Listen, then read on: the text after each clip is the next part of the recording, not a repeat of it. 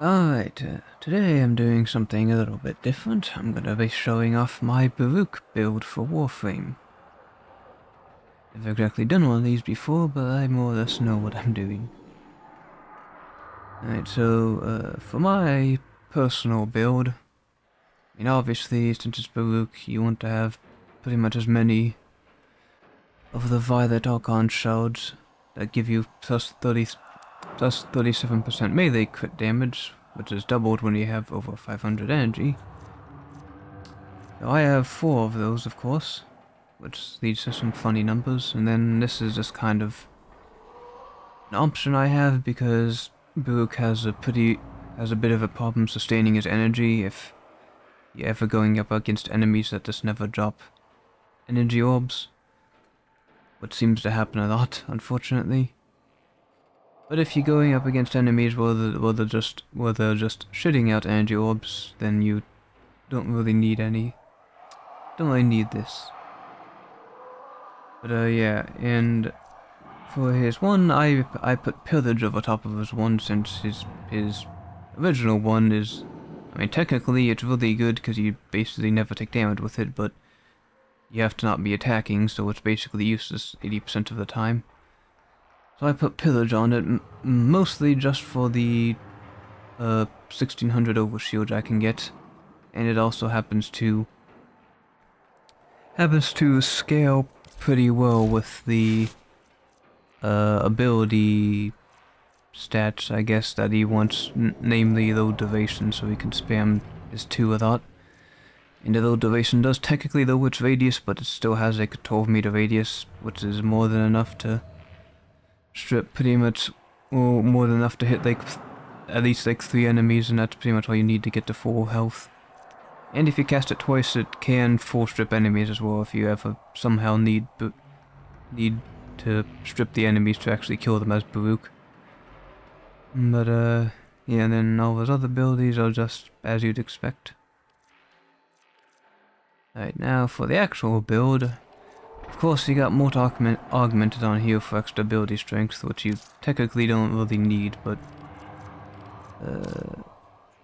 and I think what's fucking arcane called? I don't really don't exactly have all the arcane mods. Yeah, Arcane Fury. You could technically throw Arcane Fury on here as well instead of Mort, which would give him like pretty significantly more damage overall, or rather than compared to Mort. But I don't have it maxed, and also the Mort, the 60% power strength from that does give you like 6 extra charges of Desolate Hand, which is very nice for the upkeep. And then for the other one is just, of course, Arcane Strike for the basically permanent plus 60% attack speed. And then for all of his melee equipment,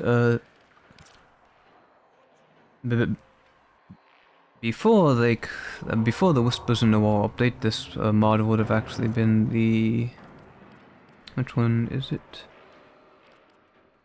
Yeah, it would have been Melee Guidance, because Melee Guidance here would have taken his melee weapon down to -1 combo duration, which meant that it would be impossible for it to build combo duration. So what you do is you just get your whatever your melee stat stick is. In this case, I use Rank Up Prime since it's pretty much the best one, although technically, what's it called? Yeah, technically the Conan Ceramic Dagger is better, but I just prefer this one because I don't feel like building the Ceramic Dagger explicitly for Baruuk. But nowadays, ever since the Whispers in the Wall update, that doesn't matter. That doesn't really matter much because you can't get melee weapons down to -1 combo duration anymore, which, well, guess I never explained it, but before what that meant is when a weapon had a -1 combo duration, it could never build combo duration, and what that meant for in the case of Baruuk was that when you use his 4, it can't build combo duration, because normally what would happen is if you got any level of combo duration, like 1x for example, so like 1x and 2x, and rather than the just one single hit, it would give his melee weapon a level of combo. So the combo level, I guess, which would cancel all of the combo effects you'd be getting from your stat stick, which namely is just the gladiator mods, of course, because all gladiator mods are the only can't remember what these mods are called. Well, there's a certain name for them, I don't remember. But anyways, yeah, these are the only mods that actually affect. Or this is the only way you can actually get these mods effect on his melee weapon. Which, I mean, this the same goes for literally every other. Well, I don't remember what these ability types are called. I don't think this does either. I think, well, basically, Warframe's actual weapons. Let's say.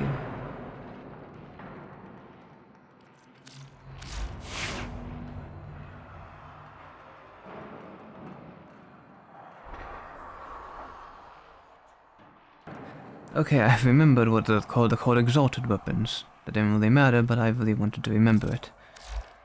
Alright, so yeah, as I was saying, yeah, the same goes for all exalted melee weapons at least. Exalted guns like maces also kind of work similarly, but a bit more specific. But in the case of melee weapons, yeah, any gladiator mods will, any of the gladiator mods set effects in this case.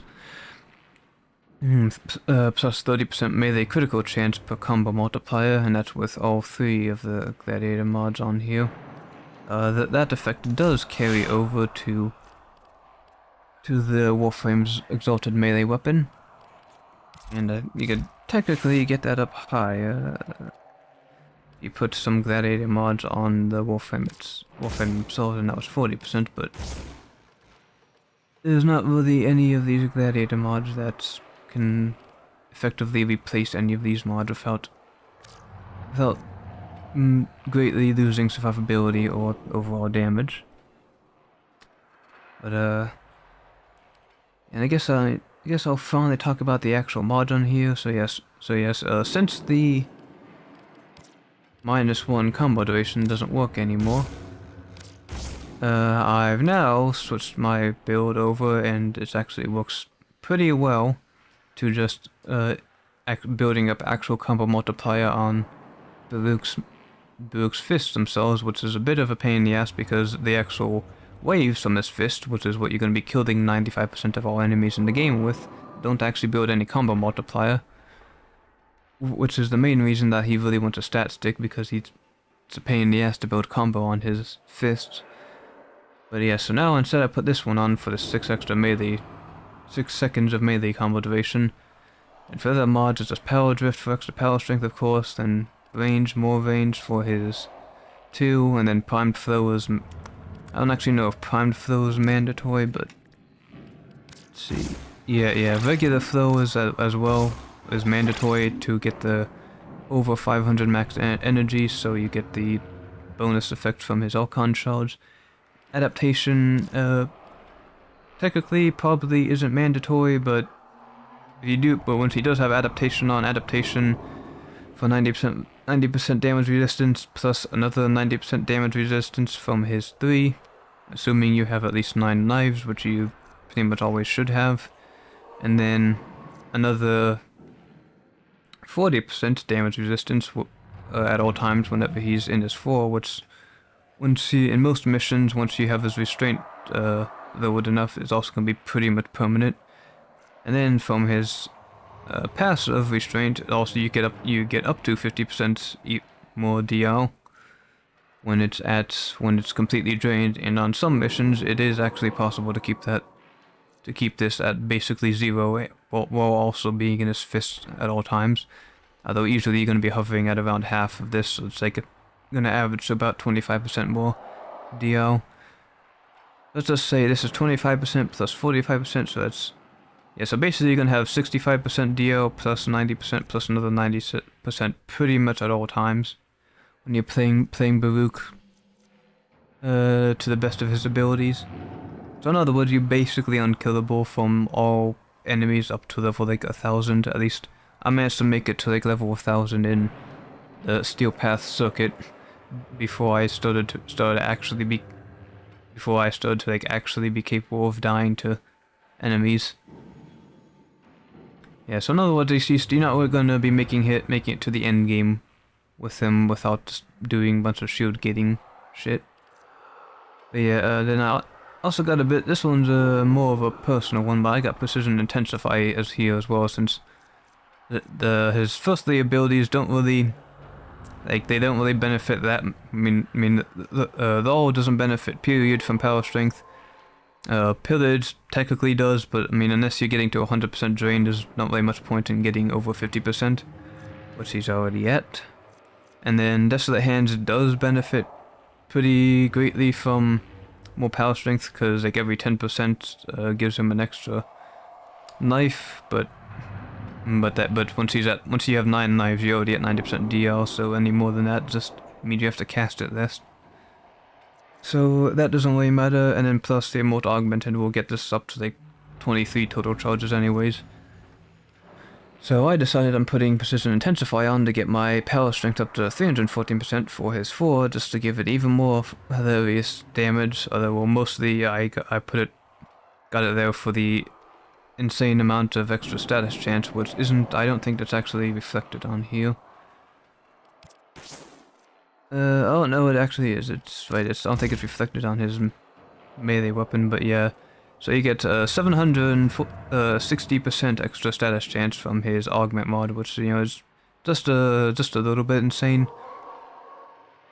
Not to mention that this also causes the status effects to change to whatever's most ideal against the enemy you're hitting. And of course, you got Augur Reach here for the extra range, and the actual 40% energy spent on tons of shields is actually pretty good for being able to shield gate if you're getting to a point where you're dying. Especially if you're casting pillars, because casting pillars will instantly give you like 50 shields, and then which will give you like an extra like half second of survivability, which will usually be enough for pillars to have finished expanding, and then give you 1600 over shields. Or you can just press pillars once, then press it again before it finishes expanding, and it'll immediately just give you all the shields, assuming it hit any enemies. Which, considering its range is pretty low, you might not get anything. And then obviously you got Blind Rage for power strength, and Fleeting Expertise for the ability strength is a big one, but also for the minus duration, so you can spam lull more.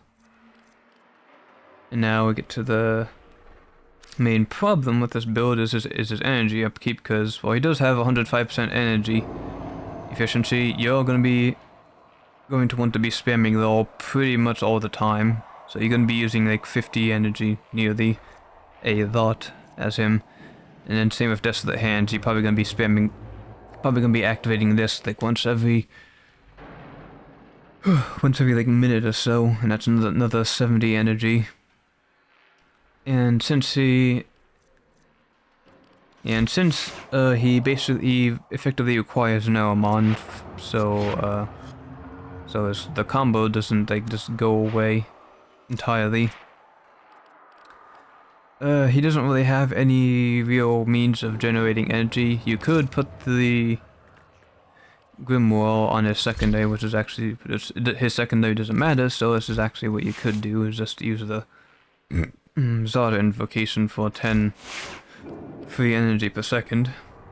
But I also put this shard on him as well, just for this is mostly for the cases of whenever I take him to do the Archimedia things. Deep Archimedia, but what the hell's the other one? Netro Cells, that's it. Yeah, this is mostly for the Netro Cells, because you can't always bring your Grimoire though. And then this will basically guarantee that...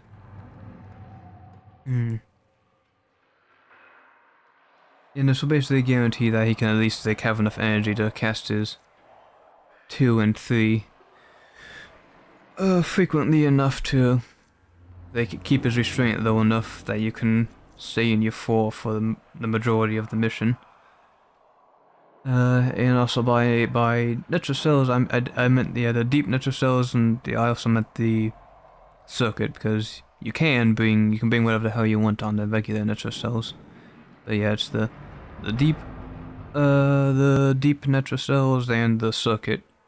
So you can't, and that's where you really like notice that your energy is gonna struggle.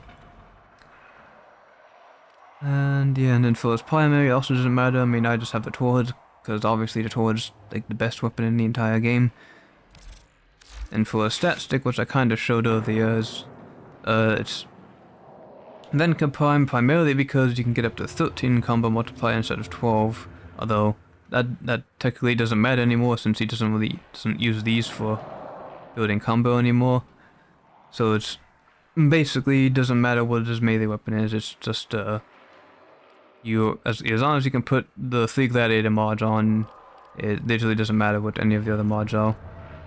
I just had all the other mods that allow him to build up combo faster. But again, that's pretty much irrelevant, so in theory there's basically no reason not to put the ceramic dagger on.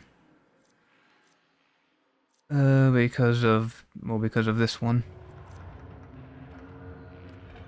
So I guess I'll actually just leave it on. I'm pretty sure I have this one built. This was the meme build I was going for, I think. This one... I guess...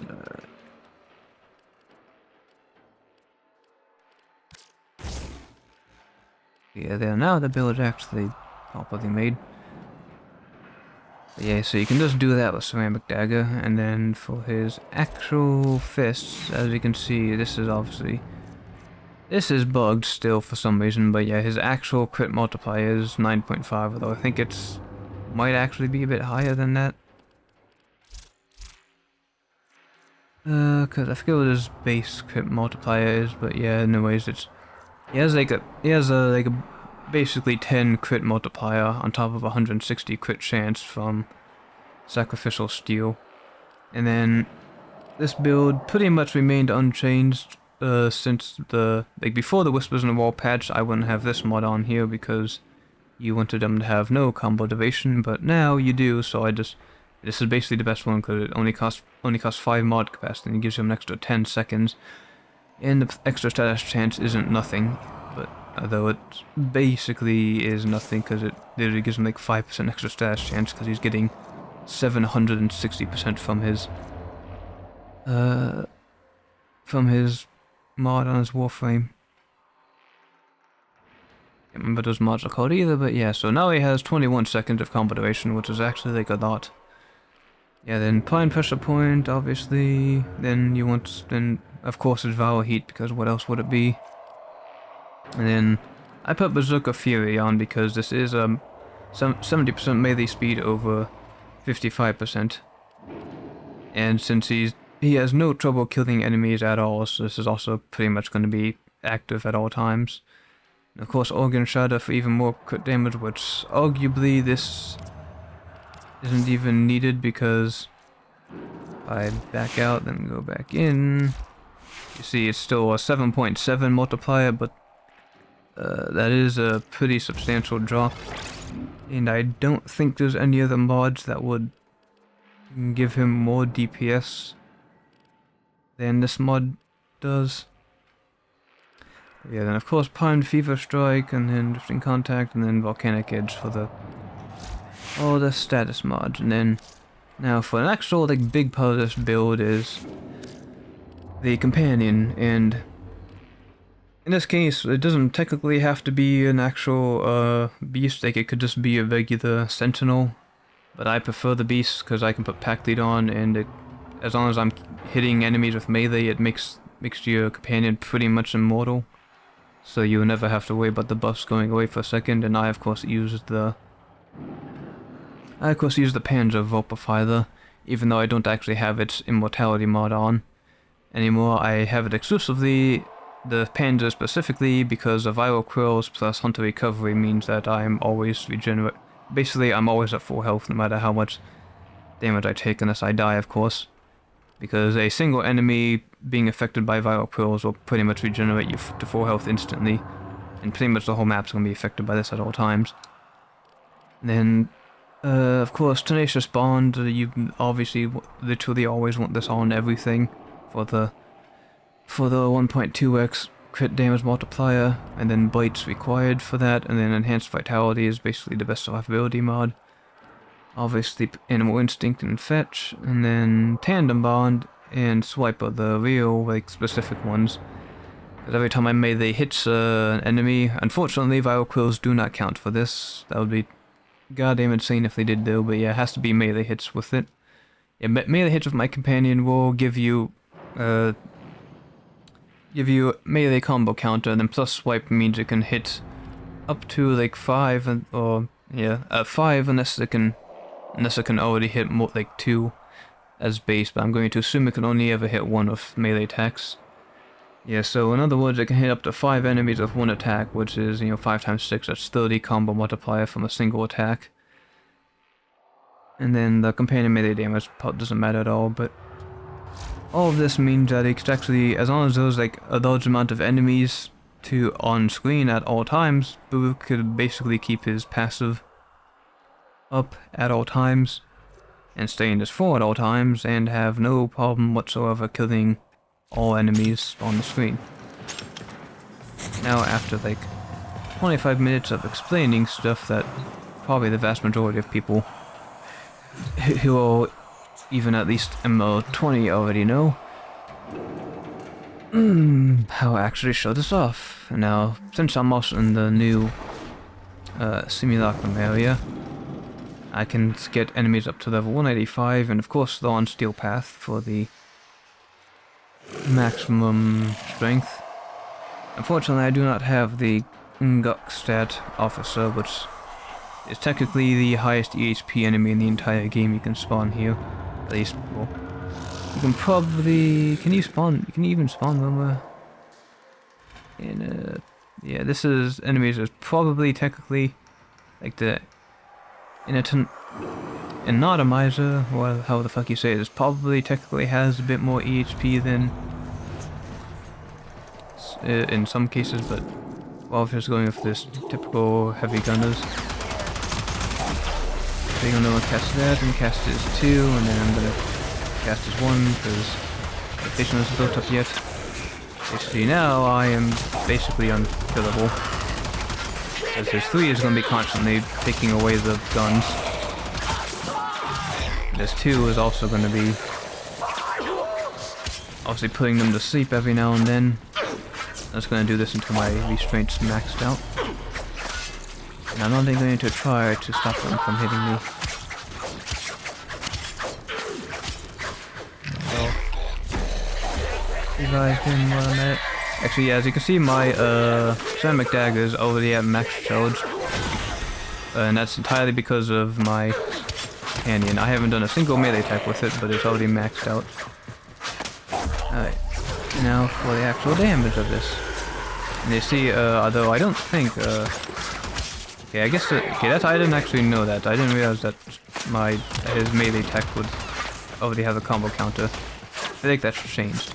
And anyways, you just attack and then everything just fucking dies now. It does not matter what they are or where they are, they simply die. And that's pretty much all you do. Then let me respawn them. And, they all have guns, or we'll see all have guns now. Not to mention, since you're always going to be in melee as well, you're also going to be blocking like some attacks from the front. Although I guess you actually have to be blocking. Yeah, the ideal melee attack combo form is just hold down left click without touching W. Because it attacks quite a bit faster, or you can hold down W and it does move you quite a bit further forwards. And then holding down right click and playing on right click for either of the attacks sucks enemies in actually. And so I can show here. sucks them towards you, though usually you're better off just doing this. It'll just kill them faster, and then of course this slide attack levitates enemies. Which pretty much you're only ever going to be doing a slide attack when you're just moving around, but it can be useful. Yeah, you see, I have no trouble surviving whatsoever when I'm like not keeping my abilities up. You see, every single bullet's literally only doing like 5 damage to me. So survivability is not a problem with Baruuk. Which you could see if you watch my video where I took him to deep Archimedia against level 400 Murmur enemies, and they basically could never even take down my overshield.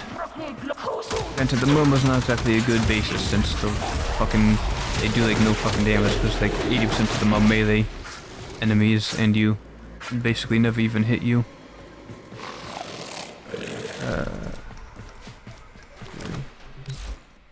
I haven't actually tested this yet, but since they buff slam attacks, I mean, it does a good bit of damage, but yeah, it's not enough to kill them all unless you get a direct hit on them. Do want to try something else though. If you do a power slam attack, that actually kills them. So I guess I can, yeah, as you can see, I went from 0 to 5 combo multiplier from a single attack from my companion. Now I'm at 12, and that's literally it. Now I will say, whenever I'm fighting the Murmur, which is pretty much, I'll be honest, it's pretty much all I ever used Baruuk for, since he's one of the best for doing Netra cells or Deep Archimedia, since he can kill everything without any issue whatsoever, and also has no trouble surviving. I will say, keeping his combo multiplier built up, or combo and restraint built up against them, is actually like annoyingly hard, because for whatever reason the enemy density just seems too low to keep his combo constantly built up, and your companion just doesn't seem to hit the Murmur enemies nearly as consistently as he does like Gunir or whatever else enemies.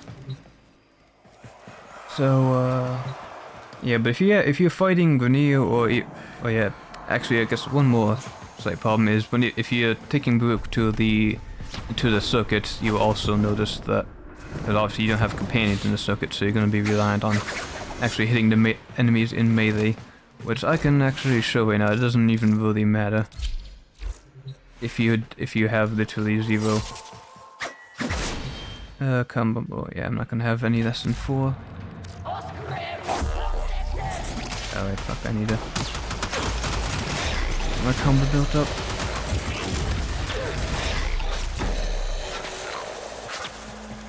These enemies are probably going to die a bit faster than usual since I stripped some portion of the armor off, but yeah, you ain't as you see, without any combo built up, you ain't going to be seeing any red crits, but you're not going to have any trouble killing enemies either way, just not as comedically fast.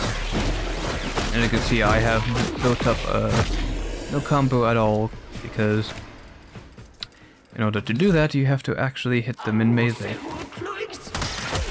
The fist like this, which is, considering how they die in like 2 fucking hits, that's pretty hard, and also like his attacks have a tendency to push enemies away, so that's also really difficult.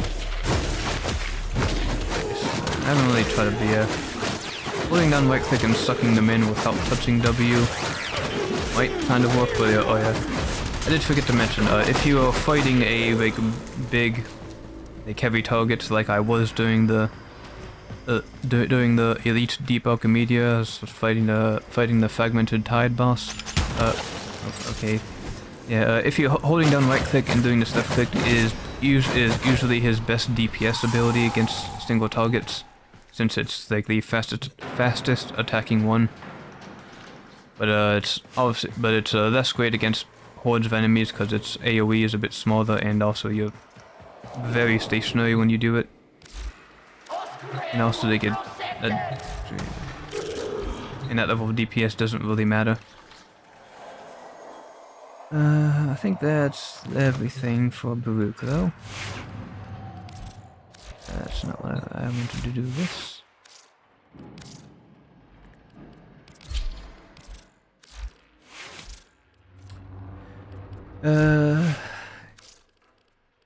Yeah.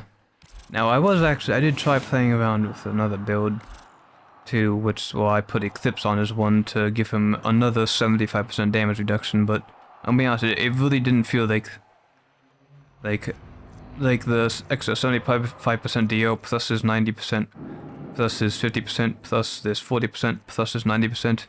I was expecting it to make him like almost unkillable, but it actually didn't seem like it increased his DO like literally at all, which was unfortunate. But I mean, this is technically another build you could go for if you feel it, because this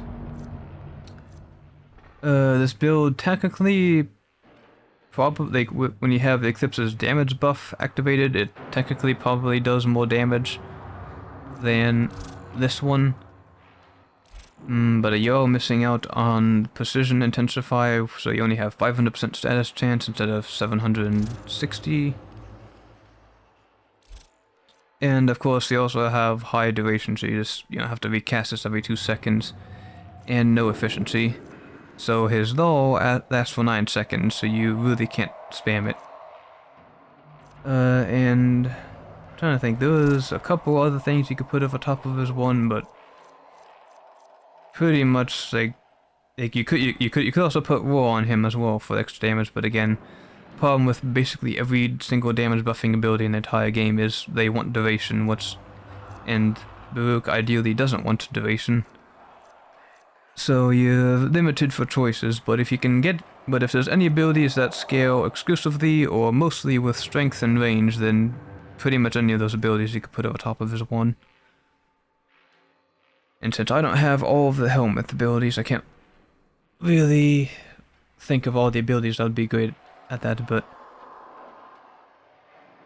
yeah, in my case, Pillage is pretty much the best because it does basically everything you'd want it to do. Namely, it's another significant survivability increase if you're ever going up against insanely high level enemies, or if your shield just somehow, if it manages to break, you literally just press 1 and then almost instantly all of your shield will be back. Then you have 1600 shields, which should give you a full 2.5 seconds of shield gating. Which, if that shield breaks, then well, you literally all I had to do is press 1 again, then you get all that shield getting back, and you're good to go. As long as you have energy to spare. But yeah, and on top of that, it does also strip armor if you cast it twice, which I have actually made use of a couple times in the Steel Path circuit. Like when I couldn't manage to keep his restraint up when I was fighting enemies at like level 1000. I couldn't manage to keep his restraint up for some reason, so I started using Pillage so I could actually kill the enemies with my primary weapon, which was actually another side benefit I didn't even think of until I had done it. So like, even if you can't use his melee weapons with this build, you can still strip the enemy armor and kill them with basically any half-decent weapon. And yeah, that is everything I can think of for Baruuk Prime. Now, since I've done this video, I do want to show off my Garuda Prime build next, since Garuda Prime is my personal favorite Warframe. But since I have to go to work in like 5 minutes, that's gonna have to wait until tomorrow. Alright, and goodbye.